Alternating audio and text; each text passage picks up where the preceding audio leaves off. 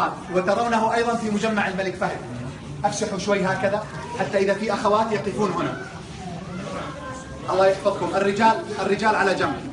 نحن نرى المصحف هكذا صحيح؟ ابقوا معي يا إخوة دقيقة لأنه اقترب العشاء حتى نخرج مباشرة. المصحف نراه هكذا صحيح؟ نعم. ما ترون في الخلف؟ تشوفون هذه صفحة من سورة صاد، لكن اعتبروها الصفحة الأولى من سورة البقرة. من يكتب المصحف الشريف؟ يكتبه رجل اسمه الدكتور عثمان طه. هذا عثمان طه هو اللي كتب النسخة الأصلية اللي تطبع في مجمع الملك فهد، كتبها بيده. طبعا هذا الشيخ للأسف كثير من الناس ما يعرفوه. جاءنا وفد 80 طالب متوسط، مدرسة متوسطة، قلت لهم من يكتب كلام رب العالمين؟ ما يعرفون. أنا أحببت أداعبهم، قلت لهم رقم 10 في برشلونة كان كلهم عرفوه، اسمه ميسي ولا ما أدري شو اسمه.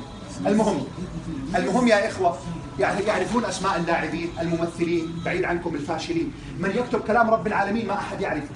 هذا كتب المصحف من أوله لآخره 17 مرة بيده، وما زال حي موجود في المدينة، عمره 80 سنة، أصله من سوريا ويعيش في المدينة ويكتب في مجمع الملك فهد. نسأل الله أن يمتع بصحته وينفع به ويحسن لنا وله الخاتمة. كيف يكتب المصحف؟ يكتبه هكذا. أول ما يكتبه طبعا يكتب المصحف صفحة صفحة، إذا انتهى من الصفحة يبدأ في الصفحة الثانية حتى ينتهي من المصحف كامل. يأخذ معه المصحف حتى ينتهي من 2 و3 أشهر حتى يكتب المصحف كامل. يكتبه هكذا كما كتب في عهد عثمان رضي الله عنه، بدون نقاط، بدون حركات، بدون شيء. إذا انتهى من الصفحة يعرضها على اللجنة العلمية. يوجد لجنة علمية في مجمع الملك فهد 9 مشايخ وعلى رأسهم الشيخ الحذيفي إمام الحرم. إذا اعتمدوها ما فيها أخطاء ترجع للخطاط فيضع جميع الحروف اللي تحتاج إلى نقاط يجعلها نقاط.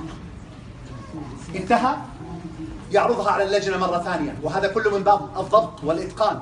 إذا اعتمدوها ما فيها أخطاء ترجع للخطاط فيضع الحركات. أي حرف يحتاج إلى تشكيل فتحة ضمة يضعه. إذا انتهى يعرضها على اللجنة.